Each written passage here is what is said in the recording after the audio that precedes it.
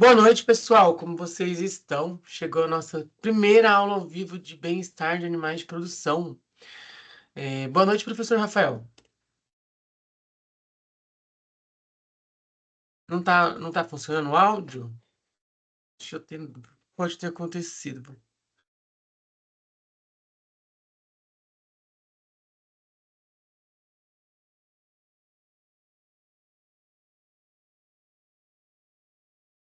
Agora foi? Conseguiu ligar?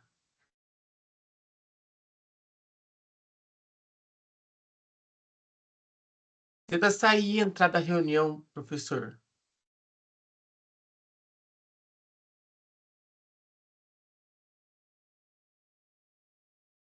Deixa eu ver.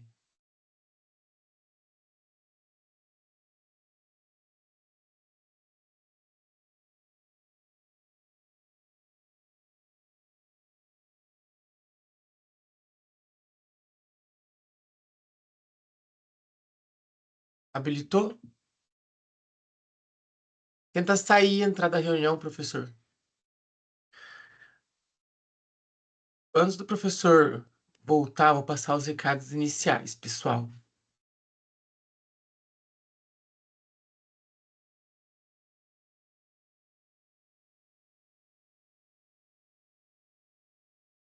Bom, pessoal, primeira semana a gente tem liberação da atividade um e atividade mapa. As atividades são muito importantes para a composição da nota de vocês. Então não esqueçam de entrar, ver os prazos.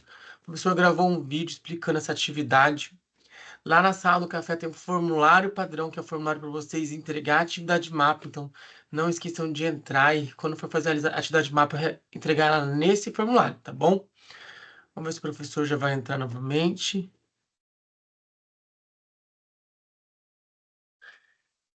Bom, pessoal, além disso, vocês estão conseguindo entrar na parte de extensão?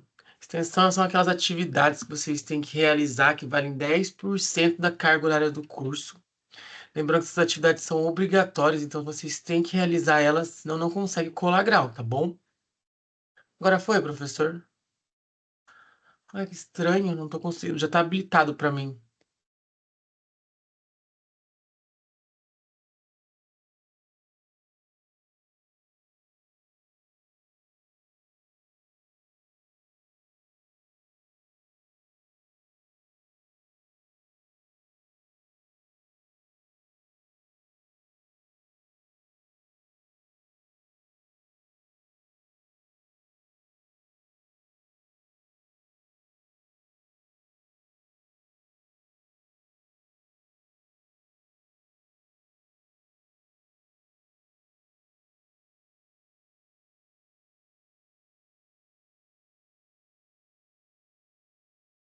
Nada ainda? É que tá habilitado para mim, não sei o que pode estar acontecendo.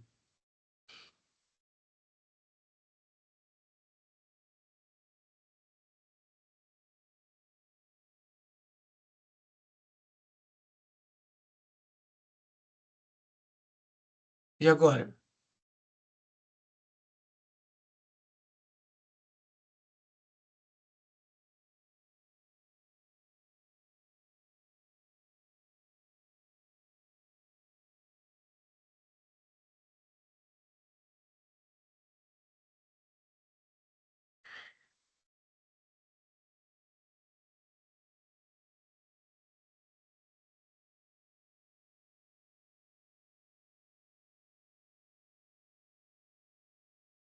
Tenta sair e entrar de novo, professor. Às vezes é problema do entrar e sair.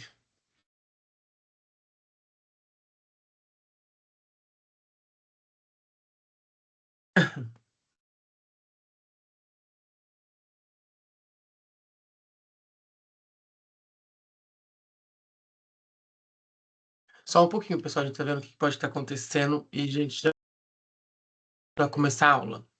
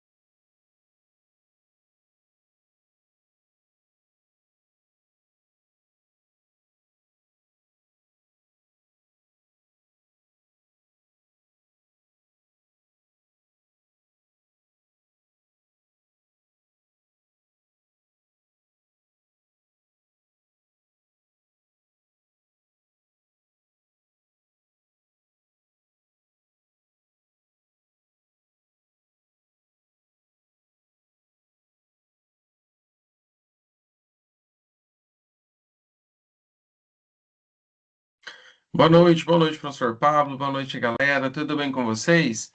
É, eu vi ali que a gente está chegando agora com o professor Rafael Salmazo, mais uma vez aí conosco, à frente da disciplina, né? Estamos ali com um probleminha, parece que no áudio do professor. Vamos aguardar um pouquinho, né? Ver se a gente consegue resolver ali com o professor.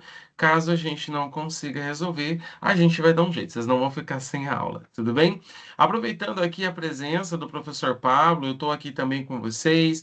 Professor, a gente tem que reforçar que essa semana abriram as atividades, né? A gente tem início do módulo, da disciplina do módulo já com atividade liberada, e também reforçar para vocês a atividade de extensão, né? As atividades extensionistas. Galera, não deixe de participar das atividades extensionistas, porque 10% da carga horária do curso de vocês, ela corresponde à atividade extensionista, certo? Se vocês finalizarem o curso, pode finalizar o curso com nota 10. Se vocês não finalizarem as atividades extensionistas, não é possível colar grau, tá bom? Isso é uma normativa, é uma lei do MEC, a gente tem que cumprir. E para ajudar vocês, eu estava até falando com o professor Pablo na aula anterior, tem um projeto que, se o prof não engano, está já liberado para vocês, que chama Patas Solidárias. Esse projeto de Patas Solidárias, ele trabalha, vai fazer um trabalho junto a ONGs, ali na arrecadação de alimentos e produtos de higiene para animais, certo? Não deixem de ler, de fazer adesão ao projeto e participar ali. Boa noite, professor Rafael, tudo bem? Boa noite, professor Leandro. Boa noite, professor Pablo. Boa noite a todos presentes. Desculpa aí o contratempo, porque essas tecnologias, a gente sempre pega a gente de calça curta, né? Sem problema, professor, faz parte, né? Como já dizia Faustão, né, lá nos programas, quem faz ao vivo é assim mesmo, né? Exatamente. Tá, tá aí aberto a contratempos e faz parte. A gente já também O que eu teve já fiz outros aqui, contratempos e outras disciplinas e a gente toca sem problema. o que eu fiz, eu troquei de navegador. Eu estava em um navegador, fui para o outro. Aqui, não sei se foi isso, mas pelo menos deu certo. Ah, bom saber que daí da próxima vez a gente também instrui os outros professores também. Gente, o professor Rafael está aí à frente. O professor Rafael tem experiência ainda com animais de produção. Professor, com que você trabalha mesmo? Então, atualmente eu sou fiscal de defesa agropecuária, sou servidor estadual. Então, eu trabalho na parte de defesa sanitária mesmo, né, como médico veterinário. E trabalhei por 8 anos antes de ser servidor público, eu estou há 10 anos na carreira. Antes de ser servidor público, eu trabalhei com produção animal mesmo, né? Eu fiz mestrado em nutrição de ruminantes e trabalhei por 8 anos nessa área de produção de ruminantes. Então, pessoal, o professor Rafael aí tem experiência para dar e vender aí para vocês sobre o assunto. Aproveitem, questionem, tragam as perguntas. O professor Rafael tem toda a propriedade para poder auxiliar vocês aí em todas as dúvidas. Professor, sem mais delongas, novamente, só agradecer a presença, certo? Estar aqui conosco novamente, poder contribuir com os nossos alunos com conhecimento. Vou deixar agora a palavra contigo, vou acompanhando pelo chat, professor. Obrigadão, até mais. Ok. Obrigado, professor Leandro. Eu que agradeço a oportunidade para a gente poder compartilhar conhecimento, que sempre é bom. Vamos lá. Vamos ver se vai dar certo aqui.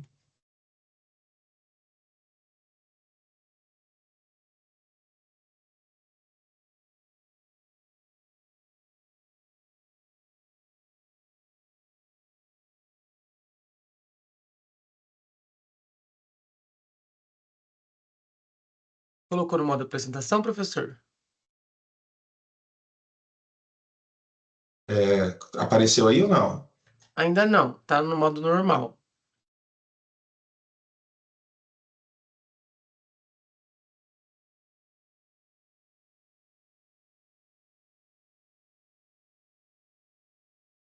Professor, está aparecendo para a gente a sua tela sem compartilhar a apresentação Sim, grande. Está aparecendo o PowerPoint. Assim foi? ainda não. Não.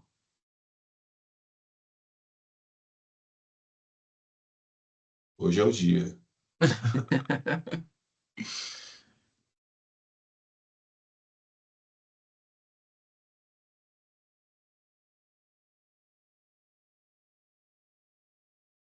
O professor colocou em modo apresentação o PowerPoint já? Tá, tem modo apresentação aqui na minha tela. Então faz assim, professor, para de compartilhar.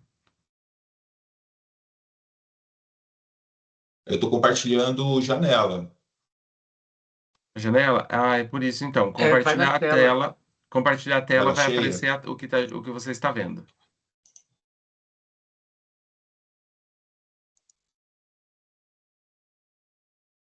E agora? Não, Oi? professor. Não.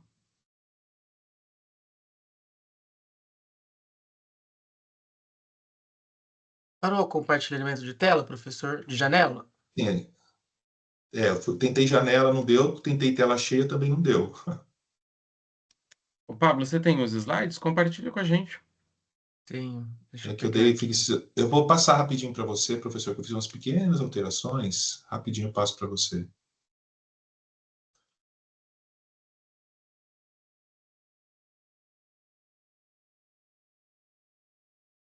Aproveitando então, continuando aí que o professor está passando ao professor Pablo, que está falando para vocês, a extensão, né? Pessoal, tem um projeto então Patas Solidárias, é um projeto novo que foi lançado para vocês, ele está aberto, vocês só conseguem desenvolver ele se vocês fizerem a adesão ao projeto. Se vocês ainda tiverem dúvida de como acessar o local da extensão, manda uma pergunta ali para o professor Pablo no Fale com o Mediador, ele vai mandar para vocês o caminho certinho de onde encontra. Na semana que vem, a gente compartilha no início da aula um videozinho explicando também o local onde vocês podem encontrar atividade de extensão.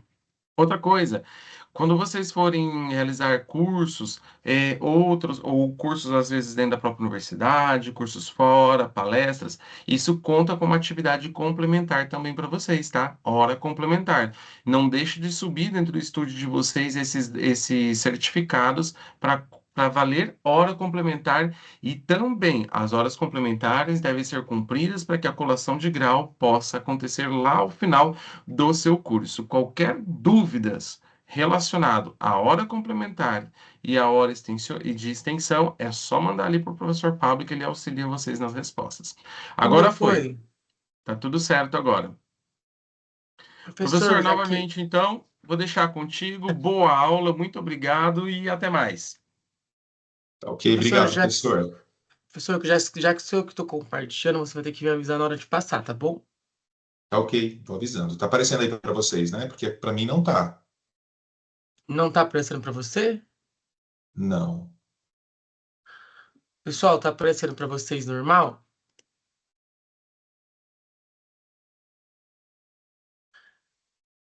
Tá normal, professor? Tá, então a gente vai tentando ajustar, alinhar aí os slides, mas tudo bem. Tá Então, bom. pessoal, já me apresentei então, né, para o professor Leandro. Eu acho que seria interessante sermos bastante interativos, então todo mundo que tiver dúvida, tiver curiosidade, vamos abrir. Professor Pablo, a gente tem um tempo até quanto tempo você quer que eu dou uma acelerada decorrente do atraso que tivemos? Professor, pode seguir normal. Tá, então beleza. Qualquer coisa, se precisar acelerar, você me avisa.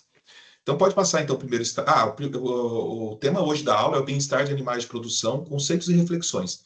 Então essa aula eu preparei a partir da unidade 1 do livro que vocês têm, que é conceitualização e classificação de animais destinados ao consumo, tá? Então eu peguei também alguns conceitos de outras unidades do livro, mas basicamente está estruturado em cima da unidade 1, certo? Então, caso vocês queiram acompanhar.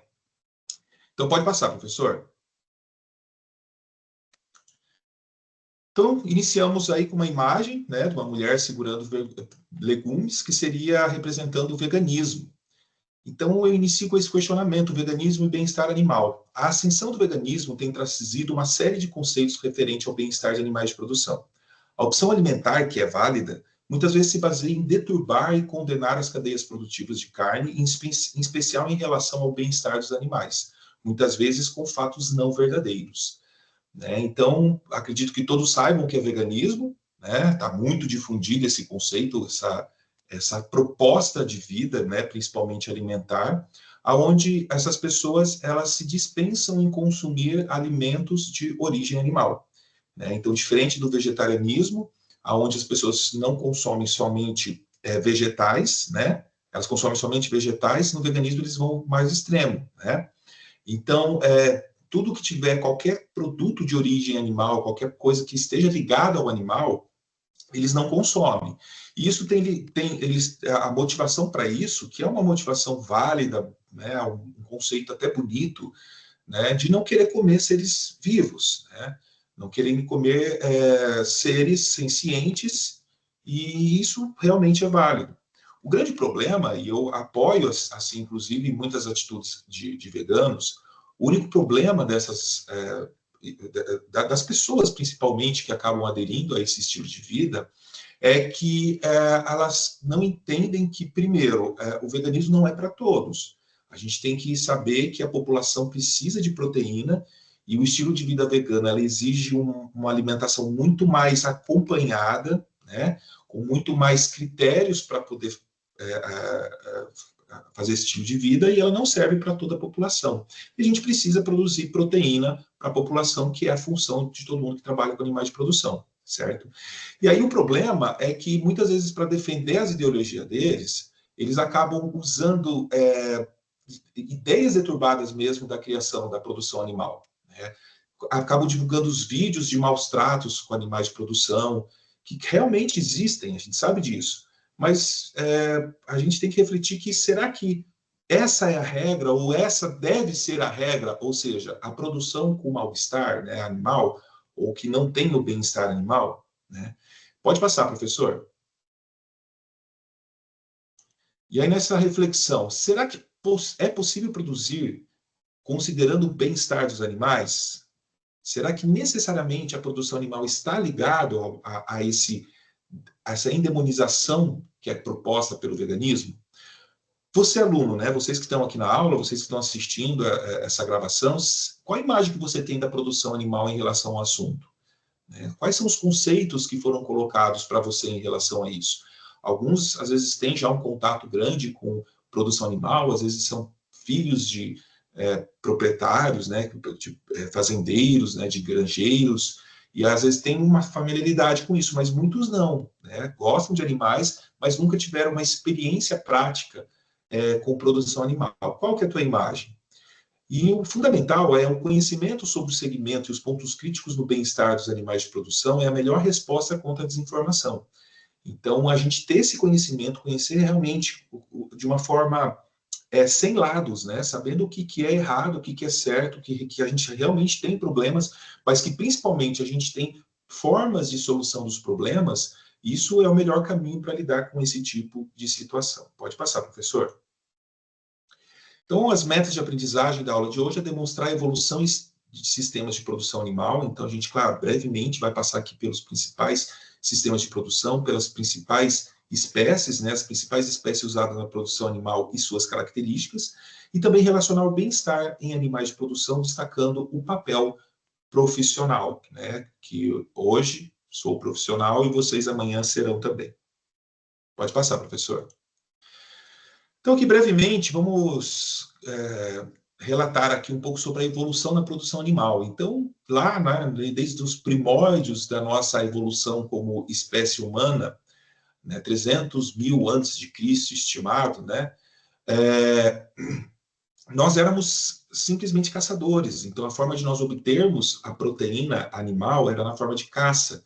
E nós passamos, as espécies que antecederam o Homo sapiens eram espécies que eram menos carnívoras. E o Homo sapiens foi uma das principais formas de desenvolvimento, motivos do desenvolvimento do Homo sapiens, inclusive cerebral, foi pelo consumo de carne. Para isso, foi através da caça, né? E aí foram desenvolvidas várias técnicas de caça, em especial em termos de grupo, né? O Homo sapiens eram indivíduos que, além de usarem ferramentas para caçar, caçavam em grupos, então conseguiam abater presas enormes. Então, isso tudo foi fundamental para a nossa evolução como espécie.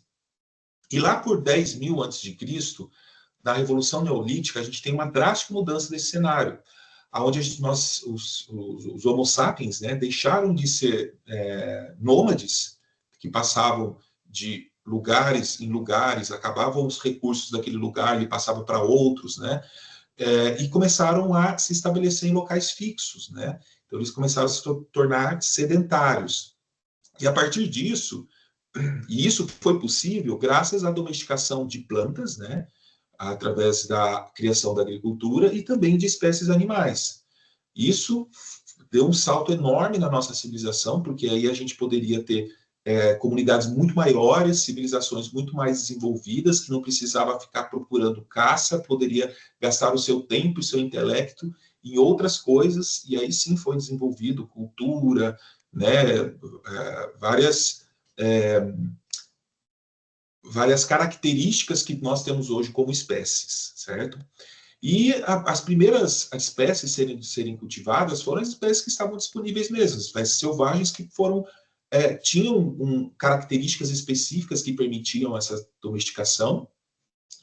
E esses animais, então, foram adaptados, né? Primeiro, eles tinham que ter certas características, mas foram feitas algumas seleções, né? Para que os que adaptassem melhor aquele sistema, né, de criação pudessem ser criados, certo?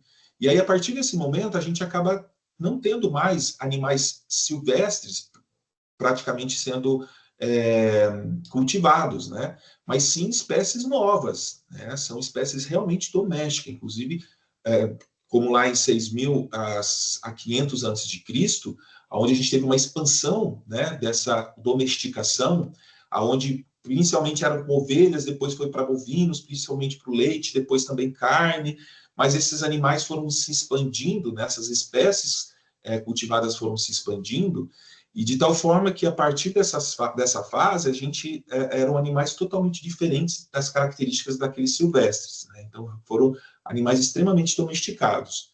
E, atualmente, né, essa domesticação foi intensificada, o melhoramento genético foi domesticado, e a gente teve, né, principalmente aí no último século, um grande avanço na questão das tecnificações das criações, né, com sistemas mais efetivos, mais eficientes, com um sistema onde conseguia-se uma maior produção por área, né, e a maneira que nós temos a criação atual. Pode passar, professor. Uma coisa importante é a gente entender que nós temos com os animais de produção uma relação simbiótica. O que é uma relação simbiótica? É aonde a gente tem é um termo muito usado na ecologia, onde duas espécies elas se favorecem, né? Juntas, elas são melhores do que separadas, né? Isso seria uma simbiose.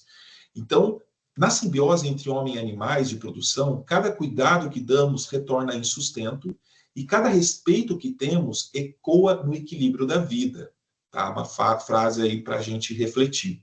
Então, nós nos beneficiamos muito com os animais, mas os animais, essas espécies domesticadas, também se beneficiaram muito conosco. Primeiro, pela difusão delas, né? Quando que o bovinos, por exemplo, que é uma das espécies mais domesticadas, né, hoje em dia, como que ele teria uma dispersão mundial do jeito que tem hoje, se não fosse pela ação humana, né? Eles jamais teriam esse sucesso como espécie, né? E, além disso, quando a gente consegue o bem-estar adequado, esses animais conseguem uma boa condição de vida, né? Até muitas vezes superior ao que eles teriam como vida selvagem, né? Essas questões a gente vai discutir também um pouco mais para frente. Mas essa relação simbiótica, é importante a gente ter esse conceito e até começar a desmistificar essa história de que nós somente exploramos os animais, né? Então, a gente pode ter uma visão um pouco diferente em relação a isso. Pode passar, professor. Então, passando então para os sistemas de produção, depois de toda essa história que a gente teve aí, né, da domesticação, e dentro daquilo que nós temos hoje, diante das tecnologias que nós desenvolvemos, a gente tem os sistemas de produção, que o primeiro que nós falamos é o extensivo, que é aquele que é mais próximo ao natural, né? Mais próximo à forma de criação original desses animais, onde são usadas grandes extensões de terra, né? Exige menor investimento, porque simplesmente compra uma terra, né? Normalmente se compra-se terras baratas, colocam os animais e depois desfrutam desses animais. Os animais têm mais liberdade, têm uma área grande, né?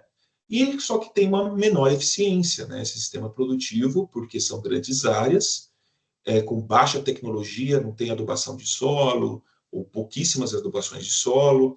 Então, a eficiência, poucos controles nesses animais, a eficiência é baixa. Então, hoje, esse é um sistema que deve ser combatido no sentido de sustentabilidade. Então, a gente sabe que nós precisamos preservar as áreas que não estão desmatadas, e para a gente conseguir ampliar nossa produção de alimentos diante de uma população que tem aumentado, a gente precisa, na mesma terra, ou até mesmo em terra menor, produzir mais alimentos, né? Então, esse sistema de produção, ele tende a ser extinto, né? Mas ainda é muito utilizado ainda hoje, né? Principalmente no Brasil. Pode passar, professor. E no sistema de produção semi-extensivo, nós temos ainda os animais soltos, mas a gente acaba fornecendo algum tipo de suplementação para eles, seja minerais, seja algum tipo de arraçoamento, e também um melhor manejo do solo. Então, ele não se torna tão extensivo como aquele, mas também não se torna tão tecnificado como o próximo que nós vamos falar é o seguinte.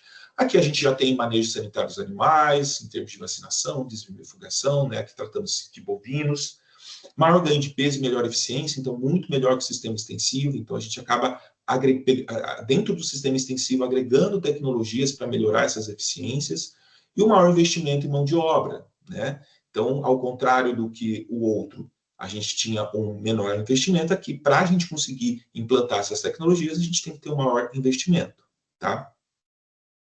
Pode passar, professor. No sistema de produção intensivo, nós temos menor área produtiva, uma maior eficiência e maiores investimentos, né? Então, o confinamento, ele é um exemplo mais típico desse tipo de criação, desse tipo de produção, onde os animais ficam confinados, né, em local restrito, e recebem alimentação em coxo, como o exemplo da foto aí, né, em gado leiteiro, onde eu trabalhei muito com esses tipo de animais, e os animais recebem todo o racionamento, toda a dieta deles pelo coxo, né? E tem, claro, uma maior eficiência. Uma coisa importante é que é muito comum o sistema intensivo ser confinamento, mas não necessariamente, tá?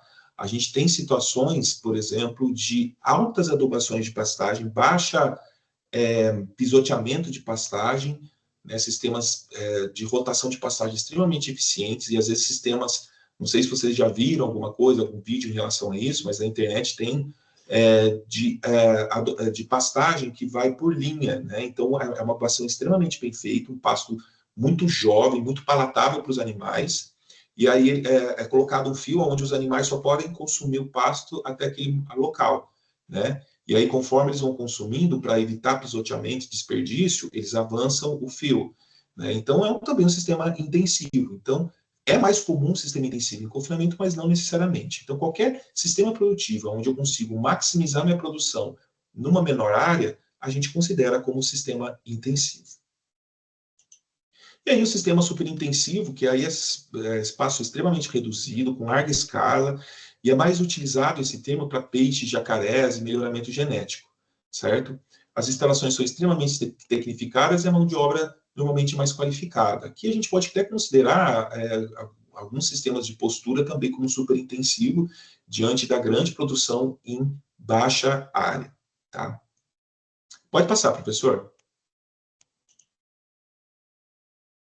Não sei se a gente está no mesmo slide, está no bovinos, é isso, né? Então, se não for, coloque no slide que está lá, bovinos. E aí, falando então das espécies produtivas, né, que nós exploramos na produção pecuária, aqui no Brasil, que a gente mais conhece, o que a gente mais acaba tendo a habitualidade de conhecer como animais de produção são os bovinos, mas não é isso na maior parte do mundo. Na China, por exemplo, os animais mais produzidos são os suínos, né? E também na Europa, mas aqui no Brasil são os bovinos. E a gente tem aí, primeiro, duas raças de bovinos leiteiros, a holandesa, que também é conhecida como Holstein, e a girolando. Então, a vaca holandesa, ela em sistemas tecnificados, ela com certeza é a prevalente. Aqui no sul do Brasil, onde eu me encontro, né, sou aqui do Paraná, então no sul do Brasil é a raça prevalente, é a holandesa. Só que a girolando é também uma grande opção no Brasil, principalmente em regiões mais quentes, em circunstâncias de pastagem de não tão boa qualidade, onde o desafio para carrapatos, né, são maiores, né, em regiões do centro-oeste, nordeste, até mesmo sudeste. a raça Girolando, ela tem sido mais difundida, principalmente nesse sistema semi-extensivo, né? Então, como são animais, a Girolando é uma raça que ela é fruto do cruzamento do holandês, do Gir. Então, o Gir é uma raça zebu, depois a gente vai apresentar ali duas raças também para explicar um pouco melhor sobre essa diferença. Mas, enquanto o holandês ela é uma raça de origem europeia, né? O Gir, que deu origem ao Girolando, é uma raça zebuína. Então, a origem dela é de uma região mais quente, uma região com condições mais precárias, então uma raça com muito mais rusticidade. E, porém, essa rusticidade traz menor eficiência produtiva, a produção é menor, né, em relação ao holandês. Então, foi feito o cruzamento desses dois animais, e a partir do cruzamento foi criada a raça, né, então o Girolando ele não é uma vaca Gir com um touro holandês, por exemplo. Esse cruzamento é o que deu origem à raça. E depois que foi criada a raça, né, essa mestiçagem foi criada, eles aprimoraram a partir dos mestiços e criaram, então, o Girolando, que é uma raça que pode ser muito produtiva, pode chegar em níveis produtivos muito semelhantes ao holandês e tem uma rusticidade bem superior a essa raça que é a prevalente nos sistemas mais intensivos. Pode passar, professor. E aí, em termos de bovinos de corte, né, utilizados para a produção de carne, a gente tem os mais comuns no Brasil, é o Aberdeen Angus e o Nelore. Então, o Nelore ele é o mais prevalente de longe, junto com outras raças, né? Então, o Nelore, ele também, assim como o Gir, que deu origem ao Girolando, é uma raça zebuína, né? Da raiz dos obós índicos, né? Originado lá na Índia, também como o Gir, né? Também uma raça muito mais rústica. É claro que hoje, com os melhoramentos genéticos, ela nada se assemelha ao Nelore original. Hoje ela é extremamente produtiva, né? Continua mantendo uma excelente rusticidade, mas com uma boa produção. E também a gente tem o Aberdeen Angus, que ela é realmente mais produtiva em termos de qualidade de carne, em termos de ganho de peso, ela é muito mais produtiva do que o Nelore, né? Só que ela é muito mais sensível, por ser de uma origem europeia, ela não se adapta em regiões mais quentes, né? Ela sofre, o Aberdeen Angus sofre demais com carrapato, demais com tristeza parasitária, que é uma doença transmitida pelo carrapato. Então, é muito difícil a gente encontrar essa raça do sul para cima, né? Até no sudeste pode apresentar algumas fazendas de Aberdeen Angus, mas a prevalência dela realmente é mais para o sul, principalmente o Rio Grande do Sul é muito criada, certo?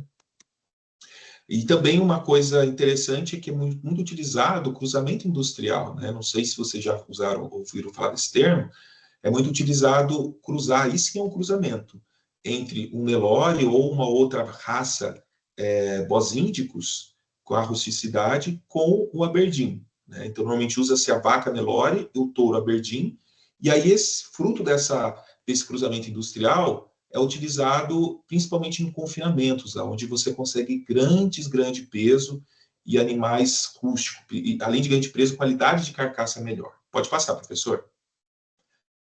Aí, suínos, nós temos as duas principais raças que são produzidas aqui no Brasil, tem outras, mas essas são as duas principais, que é o Landrace e Large White. Então, são essas duas principais, elas têm poucas diferenças entre elas, né? O Landrace, ele tende a ser um pouco mais prolífico, ou seja, ele tende a ter ninhadas maiores do que o Large White, ganho de peso um pouquinho melhor, mas diante do melhoramento genético de ambas as raças, essa diferença acaba nem sendo mais tão gritante. E o Large White ele tem uma característica de uma qualidade de carcaça melhor, né? Então, por isso que às vezes até é utilizado o cruzamento entre os dois. Alguns preferem mais o Large White para mercados específicos, né? E a principal diferença da fisionomia dessas raças é a orelha, assim que a gente consegue diferenciar, né? Então, Large White, a orelha para cima, e o Landrace, a orelha para frente. Pode passar, professor. Em termos de ovinos, que não é uma espécie muito produzida no Brasil, mas em algumas regiões, principalmente lá no Rio Grande do Sul, tem-se uma produção grande dela, mas é um tipo de produção muito promissora, porque é uma carne muito apreciada, né, em alguns nichos. Então, existe escassez até de carne de ovinos no Brasil. E essas são as duas principais raças produzidas, que é o Suffolk, né, que é produzida principalmente lá no Rio Grande do Sul, que assim como o Angus, que a gente citou lá dos bovinos, o Suffolk é uma raça um pouco mais menos resistente, né? Então, em regiões mais quentes, ela não se adapta bem, mas ela é uma excelente produtora de carne, também produtora de lã, né? Que é um dos motivos da produção de ovinos. Desculpe.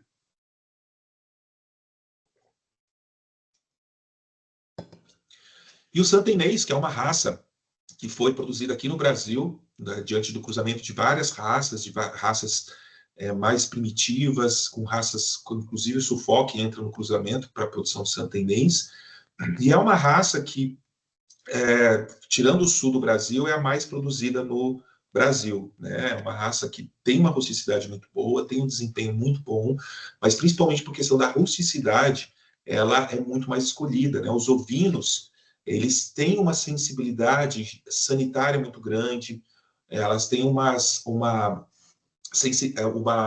baixa resistência para verminoses, né? Então, os animais que são acometidos por vermes que não têm um bom controle de verminose, por exemplo, os animais vêm a óbito muito facilmente, né?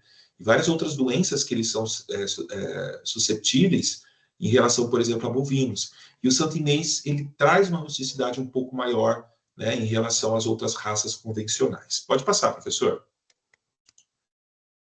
Caprinos também não tem uma produção expressiva no Brasil, mas principalmente no Nordeste, bem representativo. A gente tem regiões, por exemplo, no Nordeste, que são só produtoras de leite de cabra, né?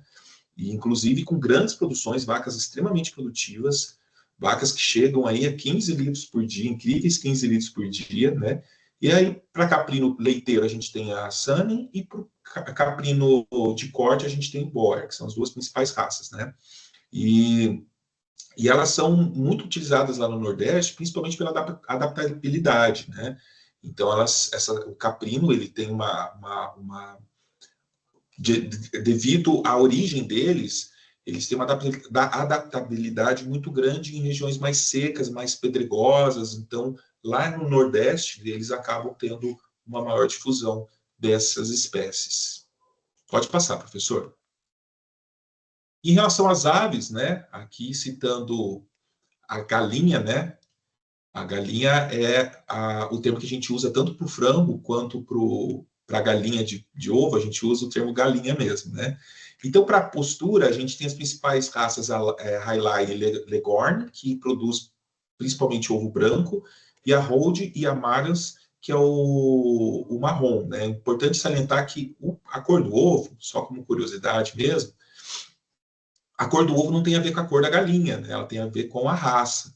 Então, claro, a Hold e a Marans, que produzem o ovo marrom, elas podem ser brancas, né? Elas são normalmente marrom, avermelhadas, com cores diferenciadas, mas elas podem ser também brancas, então ela tem a ver mais com a raça. E ambas as raças podem produzir tanto branco quanto marrom, mas essas raças, né, tendem a produzir mais esse tipo de ovo, ou seja, Highline e Leghorn, o ovo branco, e a Rhodes e a Marans, o marrom.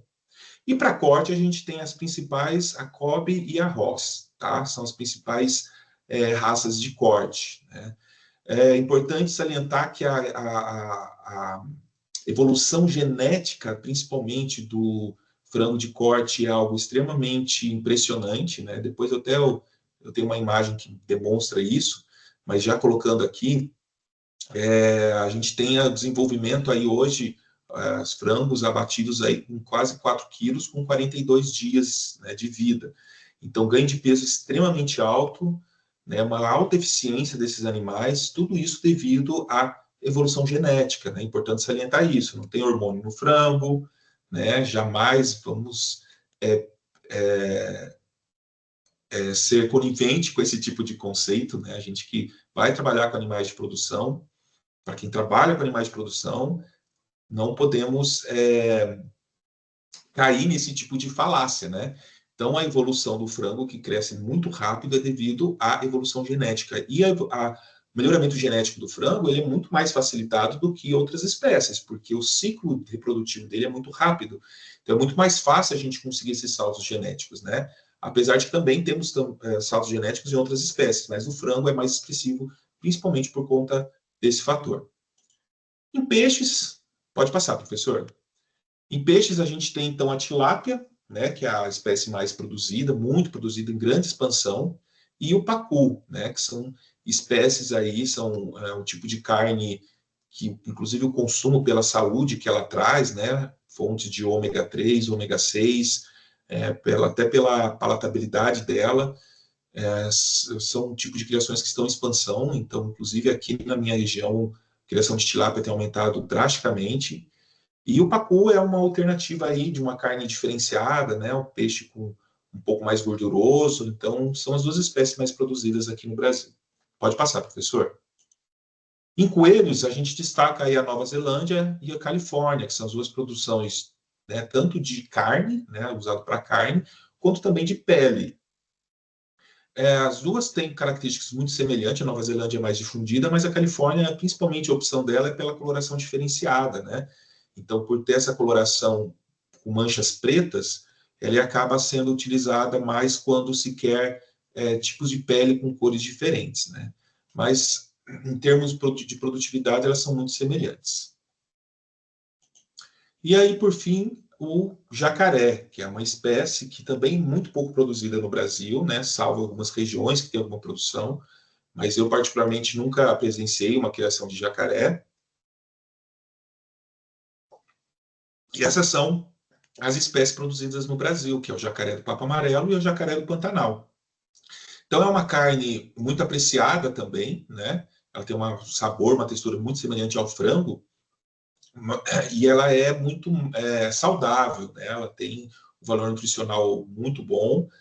E a diferença das duas espécies é que o jacaré do Papo Amarelo, ele tem uma distribuição muito mais ampla, né? Então, ele está na Mata Atlântica, está no Cerrado, está também no Pantanal. E o jacaré do Pantanal, ele está restrito lá no Pantanal. Então, o jacaré de Papo Amarelo, ele tem um focinho um pouco mais curto, a cabeça mais achatada, né? Maior. E o jacaré do Pantanal, ele tem o focinho dele mais alongado. Pode passar, professor.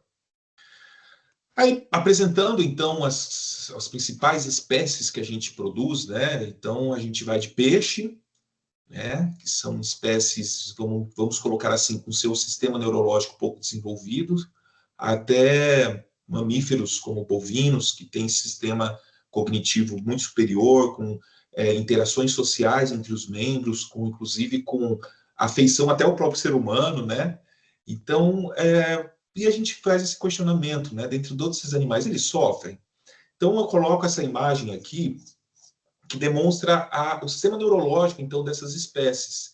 Então, começando ali pelo peixe, a gente vai se atentar ao telencéfalo, que está indicado ali no número 2, que essa é a parte que se representa ao nosso córtex, né? Toda a região cerebral onde está a nossa cognição, onde estão os nossos pensamentos.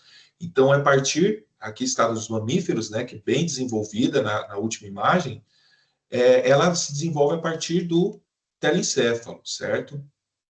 Então, você vê que é bem pequena essa região comparada com o mamífero. Mas conforme a gente vai avançando as espécies de anfíbio, répteis e aves, essa região 2 ali, ela vai se desenvolvendo, né? Então, a gente pode dizer que o nível de cognição, o nível de pensamento é diferente entre as espécies, isso a gente pode ter certeza.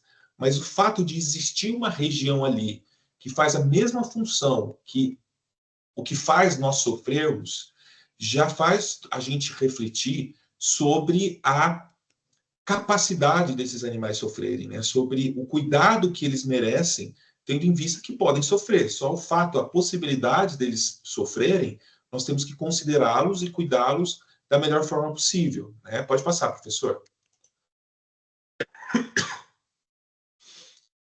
Aí eu cito uma pesquisa do Brown, que fala: existem muitas evidências sobre a existência de componentes cognitivos e comportamentais e percepção de dor em peixes, igualando-os aos vertebrados superiores, né? Então, aquilo que eu falei.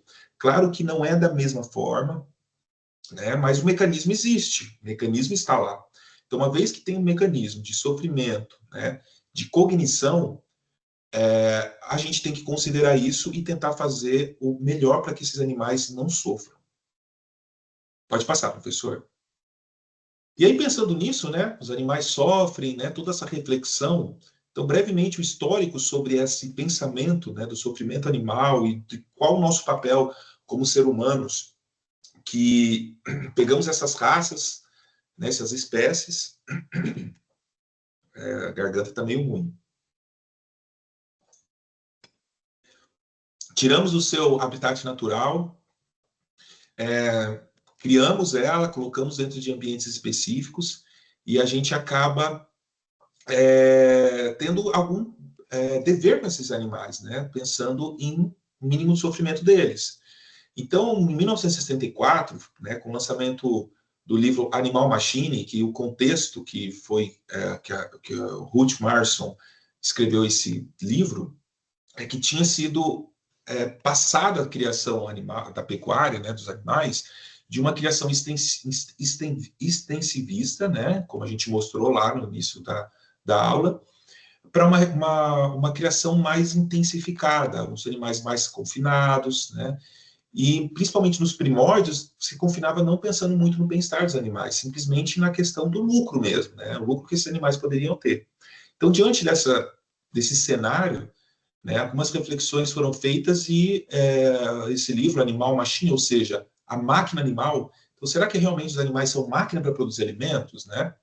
E aí, em 1978, através da Declaração Universal dos Direitos dos Animais, foi oficializado que o conceito de que os animais têm direito à existência e têm também direito a respeito. Né? Então, a gente tem que respeitar eles como indivíduos. E só lá em 1993, o Conselho de Bem-Estar dos Animais e Produção criou o conceito de 5 liberdades. Né? Claro que depois disso, em 1993, a gente teve muitas evoluções em relação a esse conceito, mas o conceito de 5 liberdades foi um marco, porque ali se estabeleceu realmente, tá, mas o que é bem-estar animal? Né? O que eu preciso me preocupar com o bem-estar animal? De uma forma prática, como que a gente pode trabalhar em cima disso? Pode passar, professor. Então, as 5 liberdades, elas falam o quê? Que os animais têm que estar livres de fome, de sede, fome e malnutrição, livre de desconforto, livre de dor, injúria e doença, livre para expressar seu comportamento normal e livre de medo e de estresse. Então, esses são os 5 pilares ali, ou 5 liberdades do bem-estar animal. Então, as primeiras falam principalmente na questão, as 3 primeiras, né, principalmente na questão física dos animais. Então, os animais têm que ter uma nutrição adequada, eles têm que ter um conforto adequado, né, o ambiente tem que proporcionar esse conforto, eles têm que estar livre de qualquer coisa que cause dor, cause doença, né? Claro, livre de tudo é impossível, né? Mas a gente tem que pensar em mantê-los o mais possível livre disso. E os 2 últimos é mais ligado ao mental mesmo dos animais. Então, livre para expressar o seu comportamento normal, livre de medo e de estresse. Né? Então, tudo aquilo que pode causar esse desconforto. Então, permitir primeiro o comportamento e tudo aqui.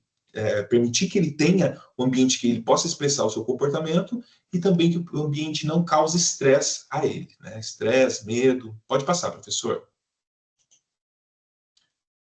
Então, no final das contas, a gente pode definir, né, o bem-estar, eu gosto muito dessa definição, que é o estado de harmonia do animal com o meio que vive. Porque todas essas situações que a gente citou nas 5 liberdades têm a ver com o ambiente que ele está, né? Então, é o ambiente que pode ser o homem, pode ser um outro indivíduo da mesma espécie dele, pode ser o alimento que ele consome. Então, o ambiente que ele está em harmonia com ele, né? Então, isso é uma boa definição que resume essas 5 liberdades. Pode passar, professor. E aí, dentro dessa reflexão, eu coloco essa imagem para vocês, até se alguém quiser interagir aí, pode, fica à vontade.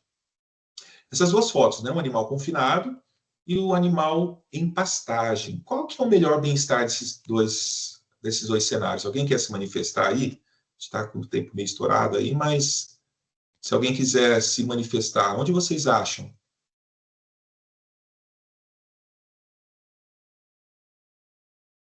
Depois tem uma contribuição interessante aqui. Alguém quer opinar? Qual que é o melhor bem-estar? Qual a situação de melhor bem-estar? A foto confinada ou a foto de pastejo?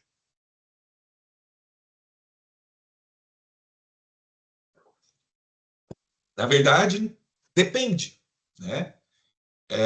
A gente pode ter situações estressantes em qualquer uma delas. E a gente pode também ter situações de bem-estar animal adequado em ambas as fotos, né? A gente tem que, uma coisa que eu reflito, é uma reflexão minha mesmo, né? A questão das 5 liberdades, né? De expressar o seu comportamento natural. A gente tem que entender que essas espécies, diante das grandes modificações que elas sofreram ao longo do tempo, o comportamento, qual que é o comportamento natural dela, né? Se mudou muito em relação ao seu originário, de onde ela se originou. Uma ave, por exemplo, o comportamento natural dela é voar. A gente vai querer que o frango voe? Não, né? Então, assim, a gente tem que perceber que tentar balancear o máximo possível as 5 liberdades para manter o melhor conforto para esses animais, melhor bem-estar para esses animais. Por exemplo, aqui no pasto, né? Ela está manifestando seu comportamento, está pastejando, né? Dentro do mais natural possível, mas uma vaca holandesa, num sol quente, ali não é sol quente, porque a gente vê lá o monte cheio de neve, mas vamos colocar numa situação do Brasil.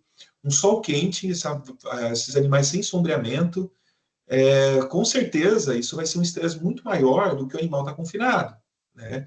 Às vezes o animal confinado vai estar no melhor bem-estar, se ele tiver um ambiente adequado, ele tiver uma alimentação adequada, ele tiver um clima adequado. Só que também um animal confinado, se não tiver um sistema, uma estrutura adequada que mantenha esse bem-estar dele vai estar comprometido. Aqui eu vou relatar uma situação que eu achei muito interessante numa propriedade que eu atendia na época que eu trabalhava com nutrição animal, que era uma instalação freestyle, então os animais todos confinados, né, com cama, e eram instalações muito boas, mas eram confinados, 100% do tempo os animais confinados. E aí o animal ficou doente, e aí o proprietário resolveu tirar ele do confinamento para pastejar um pastinho muito bom que tinha ali do lado, né? Diante de alguns distúrbios ruminais que ele tinha, o proprietário ele resolveu fornecer um pastinho verde para ela. Não teve como. Ele colocava lá a vaca no pasto, ela ficava mugindo, comia um pouco do pasto, queria voltar para o confinamento, não teve jeito, teve que manter ela no confinamento, né? Então, qual que é o comportamento natural desse animal que já foi há tanto tempo selecionado, tanto tempo já condicionado àquilo, né? Então, será que necessariamente o pastejo é o melhor para elas, né? Então, tudo isso tem que ser avaliado, principalmente naquilo que os animais estão nos dizendo, né? Se o animal está dando sinais de que está bem, para que eu vou questionar, certo? Professor, se precisar acelerar, você me avisa que eu acelero. Pode passar, professor. Uma outra foto também para ilustrar a mesma coisa, né? Galinhas confinadas e galinhas soltas. Qual que é o melhor bem-estar? Né? A mesma questão. Então, será que aquela galinha solta ali, será que ela está no total conforto dela? Por mais que está solta, né? Está lá ciscando, mas passa um gavião ali, ela já fica amedrontada, ela passa o risco que ela tem de os perigos que a envolvem, né, num sistema solto é muito maior. Entra ali um cachorro, entra ali um gambá, né, uma raposa, é o estresse que esses animais passam, né? E da mesma forma, o animal confinado, se não for adequado, se não for espaçamento adequado, não tiver uma climatização adequada, também vai sofrer estresse. Então, tanto um sistema como o outro pode tanto causar bem-estar quanto mal-estar. Eu acho interessante você citar um estudo que fizeram com o papagaio. Eles testaram o nível de estresse de papagaio, tanto silvestre quanto doméstico. Como que eles fizeram isso? Através das fezes. Então, tem papagaiozinho que fica lá da tua avó, da tua tia, né? Eles pegaram as fezes de vários papagaios domésticos e de vários papagaios da natureza. E mediram o nível de cortisol. Cortisol é o hormônio do estresse, né? Toda vez que o animal, e nós estamos estressados, a gente libera grande quantidade de cortisol. E aonde será que teve mais estresse nos animais? Aonde os animais estavam mais estressados? Vocês acham que era da vovó, né, da tia, ou lá da natureza? Então, o da vovó, muito menos estressados. Então, o nível de cortisol dos animais da natureza era muito maior. Então, ou seja, o que é bem-estar, né? Qual que é o maior bem-estar? Será que o conceito de bem-estar, do natural... Claro que a gente não vai retirar animal, não é fazer uma apologia de tirar o animal da natureza para proteger, não é isso, né? Mas é só uma comparação no sentido assim, de que não necessariamente o que é mais próximo do selvagem, do natural, é o que vai trazer mais bem-estar para ele, né? A vida selvagem é bruta. Os animais morrem, os animais sofrem, os animais passam fome, passam sede, né? Então a gente tem que proporcionar aquilo que seja o melhor bem-estar dentro daquela condição que ele está vivendo, certo? Pode passar, professor. Então, diante dessas reflexões que eu trouxe, o que é importante? É conhecer de cada espécie o comportamento e as necessidades físicas, saúde, nutrição e emocionais de cada uma dessas espécies. Conhecer. E saber identificar sinais de mal-estar dos animais, né? E dentro desse conhecimento do que os animais precisam, dentro daquilo que eles estão nos dizendo, sabe? Uma coisa que eu sempre usei muito durante minha vida profissional foi conversar com os animais, né? Conversar no sentido de ler o que eles estão nos dizendo. Então, a partir do momento que você tem conhecimento de comportamento animal, de saber ver se um animal, qual que é o normal do animal e com as alterações que às vezes são sutis, que esse animal está me apresentando, demonstrando que ele não está bem, eu acho que isso é o principal que a gente tem que ter para tentar ajustar dentro do melhor possível, que o ideal nunca vai existir, né? A vida nunca vai ser boa nem para nós e nem para os animais. A gente tem que tentar conciliar o máximo possível de recursos, de conhecimento, para tentar proporcionar o melhor possível para eles. Pode passar, professor.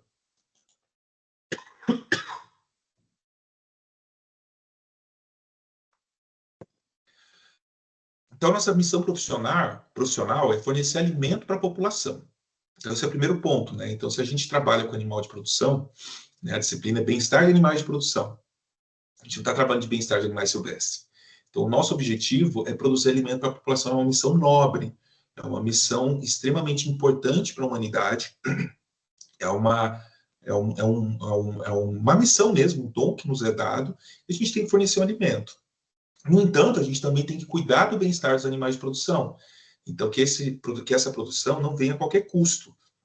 Que a gente possa produzir, sim, com uma alta produtividade, com uma alta eficiência, né, muito alimento, com pouco espaço, mas também com o máximo possível de bem-estar para esses animais. E trazer segurança para a população sobre o tema, né? Então, diante de várias mistificações que a gente tem, várias falsidades, até vou aproveitar esse final aqui, desculpa a tosse, pessoal, e ler a mensagem aqui no chat do André Bica. Radicalismo existe em qualquer teoria, política, futebol e outros. Quem realmente defende o veganismo sabe muito bem a forma de produção animal. O que realmente é defendido é o excesso de produção, números altos de consumo de proteína animal, sem qualidade e o superabate, né? Então é isso aí. Eu acho que tem que ser combatido isso, né? De uma produção extremamente intensificada sem pensar no bem-estar dos animais. Só que isso com conhecimento, né? Não é mostrar lá cenas que são às vezes exceções para querer denegrir toda uma cadeia produtiva que é extremamente importante e tem se profissionalizado, né? Hoje em dia, os sistemas produtivos têm uma grande preocupação com o bem-estar animal. Hoje eu sou fiscal de defesa agropecuária e dentro da minha profissão a gente fiscaliza, uma das coisas que a gente fiscaliza é isso, o bem-estar animal. E assim, se a pessoa não vai para conscientização, ele vai pela legalização. Então, existem leis que exigem que sejam cumpridos isso e punições para quem não cumpre. E, além disso, existem os mercados hoje se fecham para locais onde de comprar alimentos de onde a produção não tem esses pré-requisitos de bem-estar animal, tá? Então, a nossa missão é trazer esse bem-estar e conscientizar a população sobre o tema. Então, finalizando, o conhecimento com bases científicas robustas, o pensamento analítico e crítico, o amor pelos animais e pela humanidade são as bases para entendermos a melhor relação entre produção de alimentos com responsabilidade ambiental e ética e combate à desinformação. Nossa, a voz acabou. Mas é isso, pessoal. Então, a aula, o objetivo da aula é esse. Espero que tenham gostado aí da forma como foi apresentado, né? Se tiver algum questionamento, alguma dúvida, alguma crítica também, a gente aceita, né? Mas o importante é a gente poder ter o máximo possível de conhecimento para o que for criticar, para criticar com bases, né? Não só com conceitos que não têm uma base científica. É isso, né, professor? Depois dos contratempos dessa aula, conseguimos finalizar ela. Vários contratempos, inclusive a troça como contratempo. Hoje foi o dia, mas felizmente a gente conseguiu dar uma finalizada e foi muito boa. Queria agradecer a sua participação. E, pessoal, se tiver alguma dúvida, ele mandou um questionamento ali no chat, mandem lá no Fale com o Mediador, que eu levo pro professor e ele traz na próxima aula, né, professor? Sim, pode passar que daí qualquer dúvida eu passo. Obrigado aí pelas melhoras da tosse. E obrigado aí Beleza. pela participação de todos. Até a próxima aula. Até. Tchau, tchau, pessoal.